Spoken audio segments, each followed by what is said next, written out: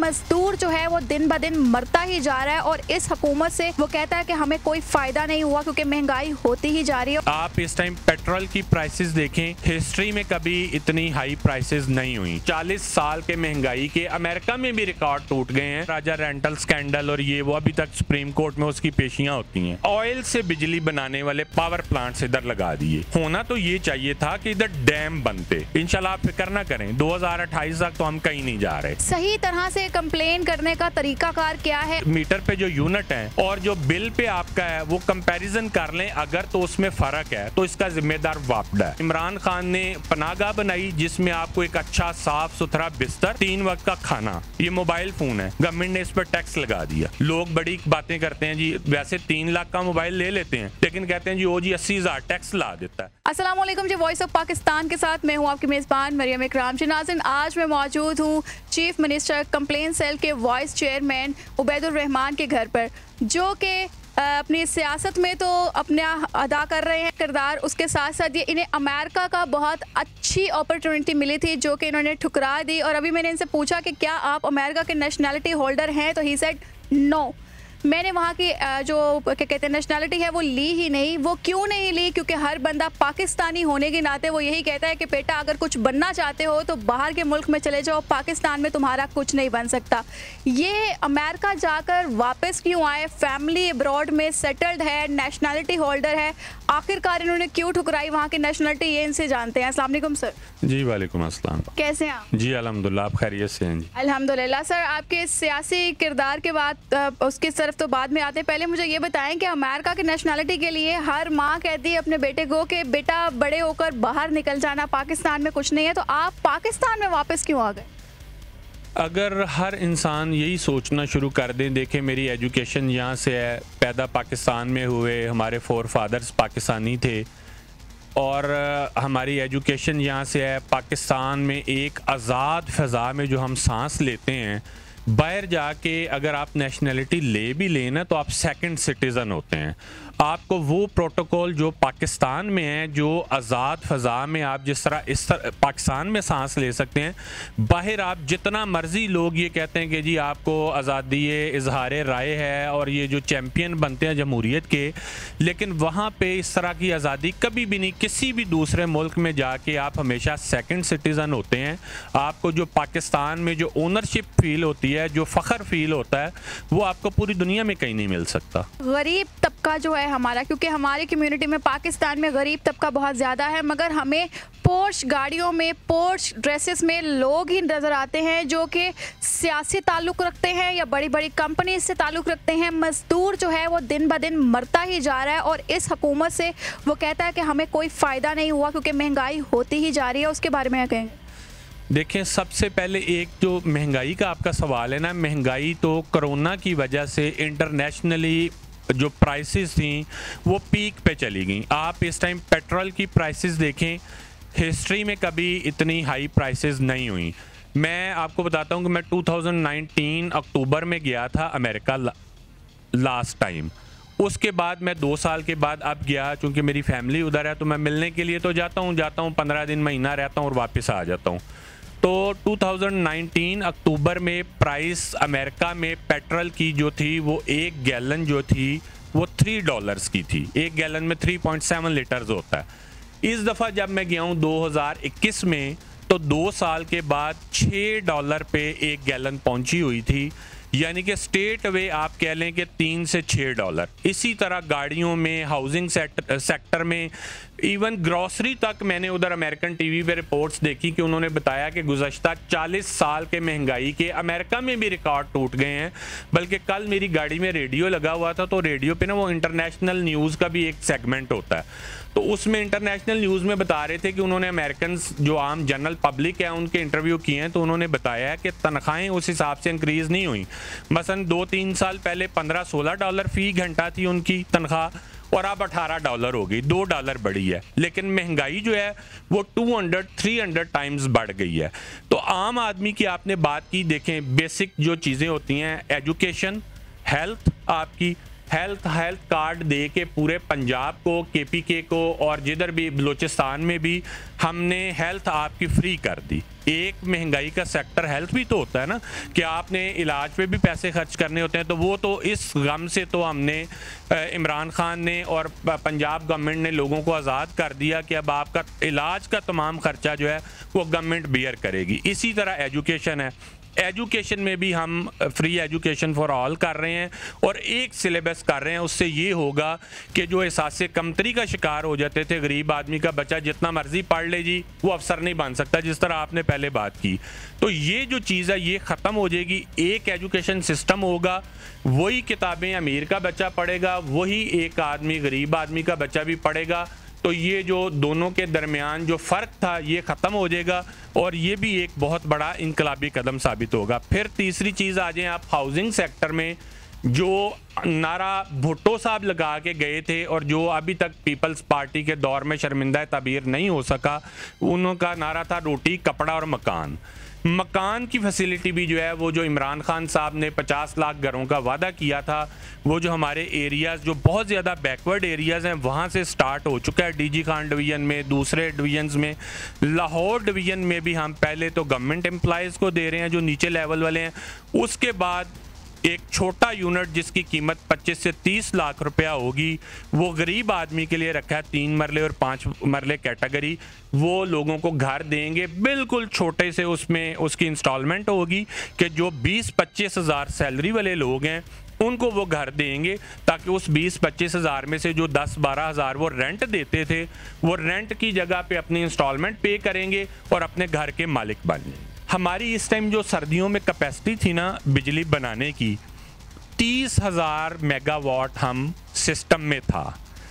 जो पानी से बिजली बनती है, आपको पता है कि पन बिजली के जितने पिछली गवर्नमेंट्स थी कोई मंसूबे नहीं लगाए। इन्होंने क्या किया कि इन्होंने रेंटल पावर प्लांट्स ले लिए, अपनी कमीशन ली। आपने वो सुना होगा राजा रेंटल स्कैंडल, और ये वो अभी तक सुप्रीम कोर्ट में उसकी पेशियां होती हैं। उनसे एग्रीमेंट किया, ऑयल से बिजली बनाने वाले पावर प्लांट्स इधर लगा दिए। होना तो ये चाहिए था कि इधर डैम बनते, जिस तरह दिया मीर बादशाह डैम बन रहा है, मोमन डैम बन रहा है। और आज भी मैं गाड़ी में आते हुए रेडियो पे सुन रहा था इमरान खान साहब के 2000 छोटे डैम जो हैं केपी के, जहाँ से वो पानी आता है दरियाओं में, उन पे छोटे छोटे यूनिट्स बना रहे हैं ताकि उस एरिए की जो बिजली है वो पानी से बने और उस एरिए को फ्री मिले। तो ये जो बड़े डैम जब बन जाएंगे ना, पानी वाली बिजली जब सिस्टम में शामिल हो जाएगी, तो ये यूनिट की प्राइस खुद ब खुद बहुत कम हो जाएगी। सर ये कब होगा? अगर ये आदमी मरता जा रहा है भूख से, अपने बच्चों की परवरिश नहीं कर पा रहा, स्कूल्स छुड़वा दिए हैं, दिन की 3 वक्त की रोटी छोड़ के 2 वक्त की कर दी है, लाइटें कम कर दी हैं, ये होगा कब? अब देखें, मैं फिर एक सियासी स्टंट की बात करूंगा। आपको याद होगा कि 2018 से पहले 1 घंटा बिजली जाती थी और 1 घंटा आती थी। इसी तरह ना 12 घंटे बिजली तब भी सिस्टम में मौजूद थी। इन्होंने जानबूझ के किया था कि जाहिर अगर 12 घंटे बिजली आएगी नहीं तो चीज़ें भी नहीं चलेंगी, फ्रिज भी बंद रहेगी, एसी भी बंद रहेगा, ट्यूबलाइट्स भी बंद रहेंगी, पंखे भी बंद रहेंगे। अगर इमरान खान भी कोई सियासतदान हो ना प्रॉपर, तो वो भी कहे वापडा से और लेस्को से और जो हमारी पावर सप्लाई कंपनी है कि 12 घंटे लोड शेडिंग कर दें, 12 घंटे लोगों को बिजली दें, ऑटोमेटिकली बिल 50% पे आ जाएगा। पिछली गवर्नमेंट्स ये कर रही थी, बिजली सिस्टम में थी लेकिन जानबूझ के ये जो लोड शेडिंग वाला था बनाया वो उन्होंने हवा। अब आपको 24 आवर्स बिजली मिल रही, लेकिन इसकी मेन वजह मैं आपको बता रहा हूँ कि बिजली महंगी होने की जो मेन वजह है वो ये है कि आपने जो पावर प्लांट्स लगाए हैं, आप बिजली यूज़ करें उनकी या ना करें, जब तक उनके साथ एग्रीमेंट है आपने उनको पैसे देने ही देने हैं। इसलिए जब ऑयल से बिजली बनेगी तो वो महंगी, दुनिया में आप कहीं से उठा के देख लें, ऑयल वाली बिजली जो है वो महंगी तरीन बिजली है। हमारे सिस्टम में इस टाइम वो बिजली है, उसकी प्राइस ज़ाहिर है गवर्नमेंट कितना सब्सिडाइज कर सकती है, वो आफ्टर ऑल लोड जो है वो आवाम पे ही पड़ेगा। लेकिन फिर भी इंशाल्लाह ताला जब ये 2-3 हमारे जो बड़े डैम हैं ये बन जाएंगे। डैम देखें कोई एक दिन में तो नहीं बनता ना, काम है। दिया मीर बादशाह पे भी हो रहा है, मोहम्मद डैम पे भी हो रहा है, दूसरे भी जो डैम है दिन रात वहाँ पे काम हो रहा है। जब ये पानी वाली बिजली 2-4 आइंदा जो साल हैं सिस्टम में आ जाएगी, इंशाल्लाह आप फिक्र ना करें, 2028 तक तो हम कहीं नहीं जा रहे। सही तरह से कंप्लेन करने का तरीकाकार क्या है? अगर बिजली और गैस का बिल ज़्यादा आ जाए, बाकायदा तौर पे मीटर के ऊपर नज़र भी आ रहा है और बिल के ऊपर बहुत ज़्यादा डिस्टेंस है, तो क्या कहना चाहिए उनको, क्या करना चाहिए? देखें, ये जो आपने गैस और बिजली की बात की, हम तो वैसे ओवरऑल पंजाब के जितने डिपार्टमेंट्स हैं उनकी सारी कंप्लेंट्स हम लेते हैं। ये वैसे वापडा तो वफाकी महकमा है, लेकिन मैं लोगों की आगाही के लिए बता देता हूँ कि आपको जो बिल आता है, बिल के ऊपर आप यूनिट्स की पिक्चर आती है, आपके मीटर की पिक्चर मतलब आती है। आप उस पिक्चर पे देखें कि लास्ट जो आपको बिल आया था उस पर कितने यूनिट कंज्यूम किए थे, यानी इस्तेमाल किए थे, और अपना जाके मीटर देख लें। अगर मीटर पे जो यूनिट हैं और जो बिल पे आपका है वो कंपैरिजन कर लें, अगर तो उसमें फ़र्क है तो इसका जिम्मेदार वापडा है। आप उनको जाएंगे, उनके एक्सीएन को या एसडीओ को बताएंगे, चूंकि अब उन्होंने आपको प्रिंट करके आपके घर भेज दिया हुआ है तो वो रिस्पॉन्सिबल हैं। और इनके खिलाफ अगर आपको कोई रिश्वत की या कोई इस तरह की शिकायत हो तो मैं समझता हूँ वफाकी मोहतसिब का जो ऑफिस है, वो चूंकि वफाकी महकमा वापडा, उनके पास अगर आप एक एप्लीकेशन लेके चले जाएं, अगर एसडीओ और एक्सीएन लेवल पे आपकी सुनवाई नहीं होती तो आप उनके पास चले जाएं। इनकी जान तब तक नहीं छूटेगी जब तक आपका वो ठीक करेंगे, और जब तक आपसे एक्सक्यूज़ नहीं कर लेंगे तब तक इनकी जान नहीं छूटेगी। मेरा ताल्लुक भी पाकिस्तान तहरीक इंसाफ से इसीलिए है कि मैं समझता हूँ कि पिछले जो हुक्मरान थे उन्होंने इस मुल्क के साथ वो कुछ किया जो नहीं होना चाहिए था। इस मुल्क को लूटा, जो हमारे टैक्स का पैसा था वो सारा लूट के वही बर्डन आज लोगों पे पड़ रहा है। तो पेट्रोल हम इंपोर्ट करते हैं, एडिबल ऑयल हम इंपोर्ट करते हैं। 70 सालों से हम पाकिस्तान में ऑयल की प्रोडक्शन, जिन चीज़ों से ऑयल पैदा होता है वो नहीं कर सके। जो चीज़ अब हम इंपोर्ट करेंगे तो डॉलर का रेट बढ़ेगा और उसकी प्राइस इंटरनेशनली हाई जाएगी, उसका फ़र्क जो पड़ेगा। बाकी आप सब्जियां ले लें, फ्रूट्स ले लें, आप जाके चेक कर लें, मैं कोई ज़ुबानी हवाई बात नहीं कर रहा, आप मार्केट चेक करें। आपको 10 साल पहले जो सेब का, अमरूद का, केले का रेट था, आज भी आपको केले 60 रुपये से शुरू होंगे और 100 रुपये दर्जन अच्छे केले आपको मिल जाएंगे। सेब 100 रुपये से शुरू होगा, अच्छी किसी दुकान से जाके ले लें तो 200 रुपये पर केजी आपको। 10 साल पहले भी यही रेट था, अभी भी। सब्जियां आ जाएँ 40-50 रुपये, जो सीजनल हैं वो 40-50 रुपये केजी हैं, और इसी तरह जो नई आ रही हैं या आउट सीजनल हैं वो आपको 100-150 प्लस में केजी मिल जाती हैं। आप रिकॉर्ड उठा के देख लें कि जो पिछली गवर्नमेंट थी, पेट्रोलियम लेवी के नाम पे 40 रुपये तक लीटर जो है वो गवर्नमेंट टैक्स ले रही थी, और सेल्स टैक्स इसके अलावा था। हमारी गवर्नमेंट ने, चूंकि अगर हम जो इंटरनेशनल इस टाइम प्राइस है उस प्राइस पे पेट्रोल बेचें तो 200 रुपये से ऊपर लीटर की कीमत जाती है। हमने वो लेवी भी कम की है, और जो सेल्स टैक्स था पेट्रोलियम मसनूआत पे वो तकरीबन हमने ज़ीरो कर दिया है, ताकि लोगों पे कम से कम बर्डन पड़े। ये जो मदीना की रियासत की इमरान खान बात करता है, ये जो लंगर खाने खोले हैं, ये जो मुसाफिरों के लिए आपने पनाह गाहें बनाई हैं, एक आपने खुद भी अपनी आंखों से आप आई विटनेस होंगी कि लोग बाहर फुटपाथों पे सोए होते थे। अगर कोई अच्छा काम करे ना तो उसको उसका क्रेडिट देना चाहिए। इमरान खान ने एक पनाहगाह बनाई जिसमें आपको एक अच्छा साफ सुथरा बिस्तर और 3 वक्त का खाना। वो आम आदमी जो बेचारा फुटपाथों पे सोता था, मजदूर आदमी जिसकी दिहाड़ी नहीं लगती थी और वो परदेसी होता था, वो आज उस पनाहगाह में जाके सोता है। तो आप ये ज़रा जाके उनका भी इंटरव्यू करें, वो आपको बताएंगे कि किस तरह एक इज़्ज़तदार शहरी की तरह वो पनाहगाह में उनको खाना भी मिलता है और उनको रात गुजारने के लिए अच्छा बिस्तर और कंफर्ट भी मिलती है। तो जो अच्छे काम हैं उनको हमें हाईलाइट करना चाहिए। और ये मोबाइल फ़ोन है, गवर्नमेंट ने इस पर टैक्स लगा दिया। लोग बड़ी बातें करते हैं जी, वैसे 3 लाख का मोबाइल ले लेते हैं, लेकिन कहते हैं जी वो जी 80,000 टैक्स ला देता है।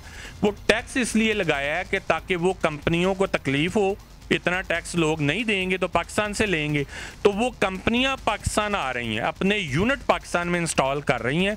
जब ये सारी कंपनियां इधर पाकिस्तान में अपने यूनिट इंस्टॉल करेंगी, यहाँ पे मैन्युफैक्चर करेंगी, तो कीमतें भी कम हो जाएंगी और पाकिस्तान का ज़र मुबादला डॉलर्स की सूरत में दूसरे मुल्कों में नहीं जाएगा। जी नाज़रीन, जैसे कि आप लोगों ने देखा कि कंप्लेन सेल के वाइस चेयरमैन उबैदुर रहमान साहब से कुछ गरीब अवाम के सवाल जो थे, जो हर किसी के हैं कि पीटीआई आखिरकार कर क्या रही है, वो सवाल करने की कोशिश की गई और उनके जवाबात भी आपको मिले हैं। उम्मीद करती हूँ आपको वीडियो पसंद आई होगी। अपनी कीमती राय से आगाह कीजिएगा कमेंट सेक्शन के अंदर। देखते रहे वॉइस ऑफ पाकिस्तान। अल्लाह हाफ़िज़।